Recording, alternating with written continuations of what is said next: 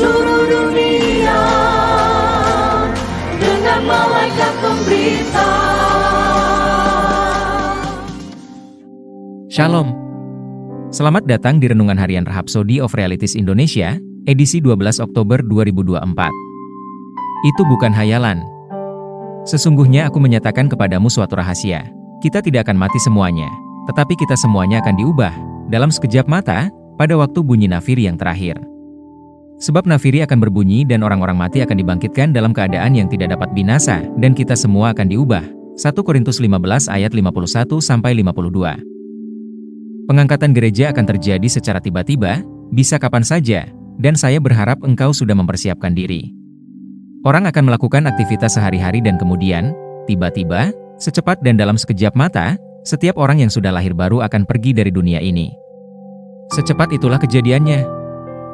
Lihat pada yang digambarkan dalam 1 Tesalonika 4 ayat 16-17. Sebab pada waktu tanda diberi, yaitu pada waktu penghulu malaikat berseru dan sangkakala Allah berbunyi, maka Tuhan sendiri akan turun dari sorga dan mereka yang mati dalam Kristus akan lebih dahulu bangkit. Akan ada dua suara sangkakala. Bunyi sangkakala pertama, hanya orang Kristen yang sudah mati akan mendengarnya dan bangkit kembali. Kemudian, bunyi sangkakala kedua akan mengikuti, yaitu yang terakhir. Pada bunyi sangkakala terakhir ini, Alkitab berkata, sesudah itu, kita yang hidup, yang masih tinggal, akan diangkat bersama-sama dengan mereka dalam awan menyongsong Tuhan di angkasa. Tuhan akan turun dari sorga, namun dia belum turun ke bumi. Sebaliknya, dia akan menunggu di angkasa, dan kita akan diangkat menyongsong dia di angkasa. Semuanya ini akan terjadi seketika. Kita akan diubahkan dari tubuh jasmani menjadi tubuh ilahi, dan kemudian kita pergi, keluar dari dunia ini. Bayangkan judul berita saat kita pergi dari dunia ini, mereka pergi. Dunia akan kacau balau, mencoba mencari jawaban dan mencari tahu kemana kita pergi. Namun jawabannya juga ada di Alkitab. Ketika itu, yang tertinggal akan menyadari betapa mengerikannya kesalahan yang mereka perbuat dengan tidak percaya kepada Yesus. Sekarang adalah waktunya melayani Tuhan dengan penuh gairah dan mengasihi Dia dengan sepenuh hati. Engkau akan meninggalkan segalanya, semua materi milikmu, emas, berlian, perhiasan, kartu kredit, rumah, uang, dan lain sebagainya, semua yang engkau tidak gunakan untuk pengabaran Injil hingga saat itu, akan menjadi tidak ada artinya.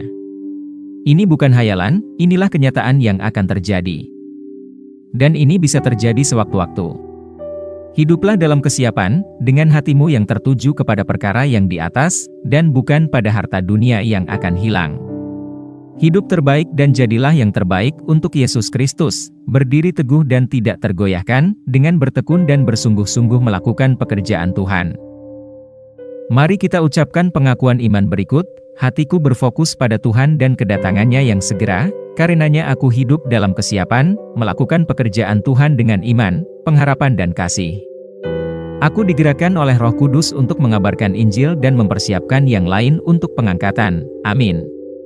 Ayat renungan hari ini terdapat dalam Matius 24 ayat 42, 1 Tesalonika 4 ayat 16-18 AMPC.